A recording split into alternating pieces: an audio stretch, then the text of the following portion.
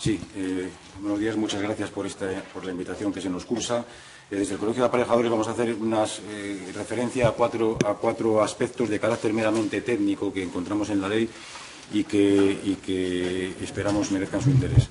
¿Me lo acerco más? Sí. Vale, bien, gracias. Bien, en primer lugar, se trata de cuatro artículos. En primer lugar, queremos citar el que consideramos más importante y adelanto que es un poco densa la exposición, voy a intentar sintetizarla al máximo, la tienen resumida en la documentación que les hemos facilitado, y que se refiere al artículo 18 que regula las condiciones de habitabilidad de las viviendas. Este artículo entendemos que tiene que ser puesto en relación con una disposición adicional que se ha introducido en la Ley del Suelo recientemente a través de la Ley de Medidas Fiscales, de la Ley de Acompañamiento del Presupuesto de 2023, y que tiene menos de 3 meses de antigüedad y que tiene el mismo título, Condiciones de Habitabilidad. Pero para poder, la alegación es meramente técnica y para poder explicar y que se entienda bien, necesito aludir a dos antecedentes sobre la regulación de la habitabilidad en Cantabria. El primero de ellos sería recordarles que en Cantabria los requisitos de habitabilidad están regulados en un decreto del año 1991, que regula tanto las condiciones mínimas como el régimen de la cédula de habitabilidad. Este decreto contempla, y en esto es en lo que nos vamos a concentrar, que los ayuntamientos, antes de conceder la licencia de obras referente a reformas o construcción de viviendas, tienen que requerir un informe previo al Gobierno autonómico, que es preceptivo y vinculante para la concesión de la licencia de obras. Y sobre este informe sobre el que versa el eje de la exposición. Desde el decreto del año 91 no hubo ninguna norma que regulase, que añadiese regulación a la habitabilidad, pero aquí hay un hito importante que se produce en el año 2010 cuando el Gobierno de Cantabria aprobó un plan de reducción de cargas administrativas para Cantabria que fue refrendado por el Parlamento de Cantabria por unanimidad de los grupos políticos. Y se publicó, de hecho, en el Boletín Oficial. Disponen de un extracto de este plan de reducción de cargas en la documentación que les he facilitado. Y bien, quisiéramos destacar que en este plan de reducción de cargas administrativas se hacía aparte de una fundamentada exposición del tema del tratamiento de la habitabilidad en Cantabria, una propuesta de regulación muy clara, de la cual pueden encontrar hay un resumen, una transcripción literal en las alegaciones, aparte está el documento íntegro, y en la que se concluía sobre la necesidad urgente de eliminar tanto el informe previo como la cédula de habitabilidad. Y ello porque se considera en este informe, como se viene en este plan de reducción, se considera que se trata de controles duplicados, innecesarios, contrarios al actual sistema de reparto de competencias entre los ayuntamientos y comunidades autónomas, y que no aportan absolutamente nada porque los controles inherentes a estos dos trámites se producen tanto en el control municipal inherente a la concesión de licencia de obras como de cara a la ocupación en los controles previos a la licencia de primera ocupación. Pues bien, este fue el mandato que se refrendó por el Gobierno de Cantabria y se refrendó por el Parlamento, en el año 2010. Y nos encontramos con que desde el año 2010 hasta el año 2022 pues no se ha promulgado en Cantabria ninguna norma que aludiese al tema de la habitabilidad. Hasta que se produce se crea esta nueva disposición adicional 10ª que se introduce en la Ley del Suelo y se crea, curiosamente, en la Ley de Acompañamiento al Presupuesto de 2023, hace menos de 3 meses. En esta disposición adicional, que se transcribe literalmente y que no puedo leer íntegramente por falta de tiempo, pero podemos concluir que, se da un cumplimiento parcial al plan de reducción de cargas administrativas en tanto en cuanto se elimina el informe previo de habitabilidad y la cédula de habitabilidad, pero únicamente dentro de las remisiones que hace la disposición adicional al propio cuerpo de la ley, únicamente se elimina respecto de aquellas obras que se realicen en edificaciones existentes que se tramiten mediante declaración responsable. Y deja fuera de esta eliminación del informe previo, mandato, recordemos, del plan de reducción de cargas, deja fuera las obras que se realizan sobre edificaciones existentes que se tramitan mediante licencia, las cuales necesariamente tendrán que seguir pasando por el trámite del informe previo de habitabilidad. Y aquí espero que suscite su interés el efecto que se produce con esta ley, que no es sino el de que se eleva a norma con rango de ley el sometimiento de estas licencias municipales a las que me he referido, licencias sobre intervenciones sobre edificios existentes, la exigencia de que estas licencias pasen por el informe previo autonómico de control de habitabilidad, y ello contrariando lo que se estableció en el Plan de Reducción de Cargas Administrativas en el año 2010 y se refrendó por el Parlamento. Yo creo que esto es un dato de interés que debe llevarnos a una reflexión. Y he tenido que citar esto porque este es el contexto en el que nos encontramos de cara al análisis del proyecto, de la propuesta del artículo 18 de la ley de vivienda, que contiene nuevamente, con el mismo título, Condiciones de habitabilidad, pues nuevas previsiones sobre el tema de la habitabilidad. En ese sentido, les voy a leer, porque es muy breve y es necesario para la exposición, lo que dice el apartado 2 de este artículo. Este apartado 2 nos dice que los ayuntamientos deberán incorporar a sus planeamientos generales las condiciones de habitabilidad con carácter de mínimos. En tal caso, y solo en tal caso, en las nuevas viviendas y en las rehabilitaciones integrales de edificaciones que supongan una redistribución de espacios interiores, la comprobación del cumplimiento de las condiciones de habitabilidad del planeamiento se considerará acreditación suficiente. Y bueno, y aquí, para nuestra sorpresa, verán ustedes cómo este artículo se refiere a nuevas viviendas y a rehabilitaciones integrales, que no deja de ser un subtipo, esta rehabilitación integral no deja de ser un subtipo de lo que la disposición final que acabo de citar es un subtipo de intervención en edificio existente. Y prevé una especie de sistema, no definido del todo, pero de sistema de simplificación de trámites y de cargas, en estos casos, en las nuevas viviendas y en las rehabilitaciones existentes. Y deja fuera de la simplificación de cargas aquellas rehabilitaciones de vivienda o de edificios de vivienda que no tienen la consideración de integrales, que son la mayoría, y además de menor entidad constructiva, digamos. Es decir, el juego combinado de estas dos normas separadas que en un lapso de 3 meses se producen sobre la misma materia nos da lugar a preguntas. ¿Por qué? La pregunta sería ¿por qué se simplifican los trámites solo en viviendas nuevas y en rehabilitaciones integrales y se dejan fuera de la simplificación el resto de las rehabilitaciones? ¿Es esto coherente? ¿Es acorde con una política de promoción de la rehabilitación? Entendemos que no. O sea, los absurdos prácticos, bueno, pues son que en una vivienda nueva, para pedir licencia de construcción de una vivienda nueva, el ayuntamiento es autónomo, como no puede ser de otra manera, para conceder la licencia, y en cambio, para rehabilitar esa vivienda nueva, si no es una rehabilitación integral, tiene que pasar por el filtro de la Dirección General de Urbanismo, vía informe previo. Esto entendemos que es algo que debe reflexionarse sobre ello. A su vez, también prevé esta simplificación que se prevé en el artículo 18, se condiciona a que los ayuntamientos incorporen las condiciones mínimas de habitabilidad al planeamiento. Y nos preguntamos por qué. Porque nunca ha sido necesaria esta incorporación al planeamiento, porque las condiciones mínimas de habitabilidad son las condiciones mínimas de habitabilidad y son directamente aplicables. Y las dificultades prácticas de incorporar al planeamiento, de hacer una modificación puntual del planeamiento para que esta previsión sea aplicable, pues yo creo que no hace falta que me extienda en ellas en cuanto a lo que dificultaría, el tiempo que podría llevar y, desde luego, la imposibilidad de que haya un tratamiento homogéneo en Cantabria en referencia a este asunto. Por esto, bueno, pues nosotros hacemos una serie de consideraciones. Entendemos que aquí hay un problema de técnica legislativa y se genera un marco legal muy difuso como consecuencia de esta doble previsión en dos normas diferentes.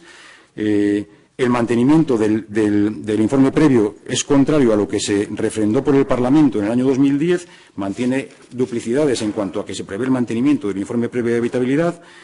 Este régimen autonómico de intervencionismo, bueno, este régimen en definitiva se basa, esta superposición de que una administración tenga que pedir el informe de otra, tiene en materia de habitabilidad, tiene un anclaje en normativa preconstitucional que expresamos en el informe que les he adelantado. Es un trámite, el informe previo, que ha sido eliminado en la práctica totalidad de las comunidades autónomas. Cantabria quedaría como un rara avis en cuanto a la tramitación de estas licencias y, en definitiva, no entendemos cuál es el interés general de simplificar trámites en obras nuevas y reformas integrales y aumentar las cargas en las reformas no integrales. Por esto, desde nuestro colegio hacemos una propuesta de que se aproveche la oportunidad que brinda esta ley de vivienda para dar cumplimiento de una vez al plan de reducción de cargas administrativas y que se proceda a la definitiva supresión del informe previo y de la cédula de habitabilidad. Para ello hacemos una propuesta de redacción del artículo 18 que creemos que es fácilmente adaptable para que haya un tratamiento unitario y claro del control de la habitabilidad en Cantabria. Por otra parte, otro de los artículos que entendemos que debe merecer atención es el establecimiento de una infracción una infracción grave que consiste en omitir los prescriptivos controles de calidad. Esta infracción es una infracción que va dirigida directamente al colectivo que represento, que es el colectivo de arquitectos técnicos, que son los profesionales que tienen el encargo de documentar el control de calidad de las edificaciones. Y bueno, nos encontramos con un problema, con que sí, se establece una infracción, pero es que en Cantabria no tenemos una normativa reguladora del control de calidad de edificaciones, con lo cual se establece una regulación sin que existan los estándares para determinar cuándo se produce el cumplimiento o el incumplimiento de esa regulación. Nosotros no es que nos opongamos a que exista esta infracción, pero desde luego sí que entendemos que, por razones evidentes de seguridad jurídica, debiera incorporarse a la norma un régimen transitorio que condicione la efectividad de esta infracción a que se regule en Cantabria el control de calidad.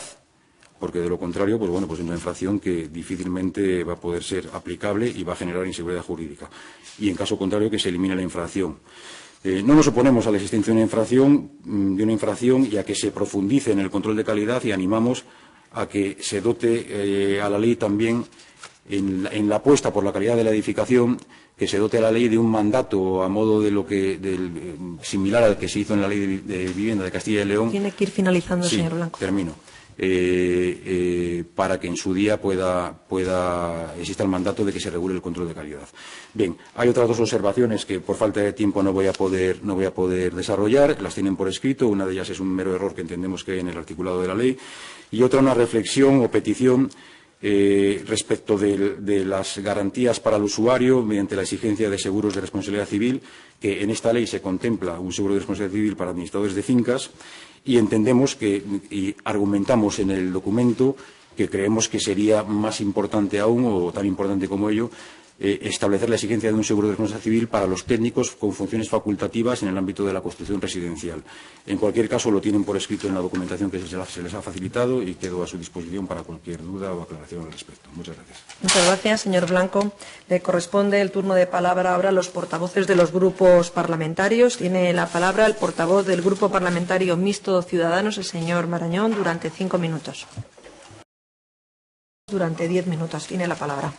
Sí, bueno, nosotros ya adelantábamos que nuestras observaciones eran de carácter meramente técnico y por eso agradezco la pregunta del portavoz de Ciudadanos bajando al barro precisamente de la parte técnica, porque consideramos que es importante que donde se aprueban las leyes se entienda el porqué de lo que estamos diciendo. Me preguntaba el portavoz que por qué decimos que en la disposición inicial 10ª se está eliminando las trabas administrativas del informe previo de habitabilidad, en unos casos sí y en otros no. Y bueno, esto es una cuestión de mera lectura técnica, y siento aburrirles en esto. Lo hemos transcrito en la exposición por escrito, y esto lo afirmamos en el sentido de que esta disposición lo que dice es que salvo que la normativa en materia de habitabilidad establezca lo contrario, las actuaciones reguladas en el artículo 234.2b, que se refieran a edificaciones destinadas a uso residencial, no requerirán informe previo de habitabilidad regulado en el decreto del 91, etcétera. O sea, aquí esta disposición se refiere a que no requerirán, suprime el informe previo de habitabilidad respecto de las intervenciones del 234.2b, y si nos vamos al 234.2b, citado también y reproducido también en la exposición, vemos que estas intervenciones, este artículo está pensado para las intervenciones que se someten a declaración responsable. Entonces, en el 234.2b se dice que se someterán a declaración responsable, y en el apartado B dice las obras en cualquier clase de suelo sobre edificaciones, construcciones e instalaciones existentes. Es decir, hasta aquí se estaría suprimiendo el informe previo en todas las intervenciones en edificaciones existentes, que es lo que nosotros lo que entendemos que en su día aprobó el Parlamento en el plan de reducción de cargas administrativas. Pero es que este artículo tiene un salvo que, y ese salvo que son una serie de supuestos que serían los que no van por declaración responsable y, en tanto en cuanto son una excepción al artículo, estarían eximidas o excluidas, mejor dicho, de esa supresión del informe previo de habitabilidad. Con lo cual, se está manteniendo el informe previo de habitabilidad en todas estas intervenciones sometidas a licencia. Esta es la explicación técnica, no sé si me he expresado bien, la explicación técnica que subyace en el fondo de nuestra alegación y que, bueno, pues como decía, pues no se arregla en el artículo 18 del proyecto de ley que vemos ahora, porque su ámbito de actuación se ciñe únicamente a simplificar trámites en las nuevas viviendas y en las rehabilitaciones integrales. Quedan, por tanto, fuera de cualquier pretensión simplificadora las rehabilitaciones no integrales, que son la inmensa mayoría de las que se están haciendo hoy. Y en este sentido, bueno, yo no quisiera aburrirles, porque yo sé que mi exposición ha sido especialmente densa en este sentido. No quisiera aburrirles con esto, pero bueno, esto es la razón por la que hemos denunciado o advertido esta incoherencia que se produce entre estas dos normas tan coetáneas en el tiempo y con respecto al mandato que se hizo en el plan de reducción de cargas. Pero es que, más allá de entrar a debate sobre el asunto, nosotros nos hemos ceñido a intentar mostrar hechos objetivos aquí. No hemos hecho una exposición sobre qué es lo que dice el plan de reducción de cargas, porque creemos que es suficientemente gráfico. Nos hemos limitado a aportarlo en esta documentación. Y hace un análisis con una foto fija a fecha 2010, en la que se demuestra que todas las comunidades autónomas están cogiendo el camino de eliminar el trámite de informe previo, porque se considera en todas una carga, lo han ido eliminando y desde el año 2010 hasta ahora ese régimen de eliminación del informe previo de habitabilidad ha continuado y, de hecho, es más, tengo que decirles, cuando se reguló el informe previo en Cantabria en el año 91 ya nacía viejo. Si es que ya el propio plan lo alude y lo decimos aquí, ya había comunidades autónomas que habían abolido el informe previo de habitabilidad porque lo consideraban una duplicidad contraria al actual sistema de reparto de competencias, una intromisión de una administración autonómica sobre el ejercicio de una competencia urbanística. O sea, ya nació viejo y, bueno, nos limitamos a citar hechos objetivos. Mantener el informe previo supone, pues bueno, incurrir en el riesgo de que Cantabria quede como una rara avis en el panorama de derecho comparado autonómico, en el que las licencias de los ayuntamientos tienen que ser previamente autorizadas en un aspecto meramente técnico, como es el cumplimiento de la habitabilidad, tienen que ser autorizadas por una administración a modo de administración superior. Y esto, bueno, pues este sistema fue el que se creó en la orden de la Fiscalía de Vivienda que citamos aquí de 23 de noviembre de 1940. Y bueno, pues esto nos parece que ya hoy está fuera de todo lugar. Se ha citado en otro orden de cosas también, bueno, al tema de la protección de colectivos desfavorecidos. Bueno, nosotros la verdad que no nos hemos centrado mucho en este ámbito. Insisto en que nuestra aportación era meramente técnica. Entendemos que lo que sí que hay que proteger es al ciudadano en general y esto no se puede hacer sino mediante una normativa de calidad que sea coherente, que marque un régimen claro, homogéneo y que imponga el menor número de cargas posibles, pero sobre esto no me voy a extender porque los principios de buena regulación los conocen ustedes perfectamente. Respecto a medidas de protección del administrado, no me dio tiempo a exponerlo, pero veo que me quedan 4 minutos. No me dio tiempo a exponerlo. Y sí quisiera hacer una breve reflexión sobre el tema del seguro de responsabilidad civil. Y es que esta ley tiene una medida que nos considera muy interesante, que es el establecimiento, una novedad, que es el establecimiento de una obligación de disposición de seguro de responsabilidad civil para los administradores de fincas. Esto es una novedad. Y, bueno, desde luego, de cara a protección del administrado, si es eso lo que nos preocupa, las medidas de protección efectiva, desde luego, son los seguros de responsabilidad civil. Eso creo que es algo que está fuera de toda duda.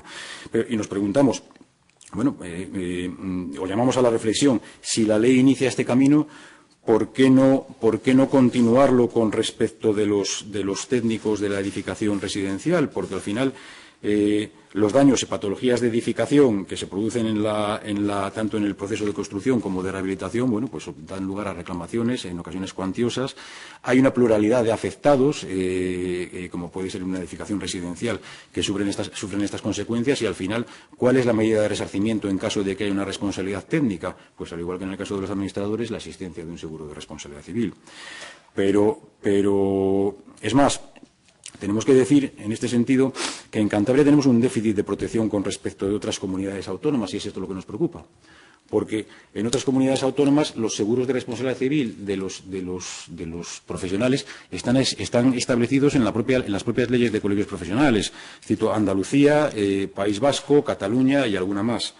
Y, sin embargo, en Cantabria esta protección no existe, con lo cual tenemos que reconocer que en Cantabria hay un déficit de protección del ciudadano con respecto a lo que hay en otras comunidades autónomas. Y una distorsión también, o lo que yo entiendo que es una distorsión de regulación, o una paradoja, mejor dicho, en la prestación de servicios, sobre todo de servicios técnicos por profesionales facultativos, como digo, en Cantabria no existe esta obligación legal de aseguramiento. Otra cosa es que los colegios lo promovamos, lógicamente, por razones de protección personal de nuestros colegiados. No existe esta obligación legal. Pero, sin embargo, cuando estas funciones se realizan a través de sociedades profesionales, sí existe esta obligación legal por normativa nacional. Entonces nos encontramos con una cuestión. Si lo llevamos a números del Colegio de Aparejadores, que son los que yo manejo, en el Colegio de Aparejadores tenemos 394 colegiados ejercientes y 15 sociedades profesionales. En ocasiones estas sociedades son sociedades unipersonales formadas por un colegiado ejerciente que simplemente ejerce mediante sociedad por razones puramente fiscales.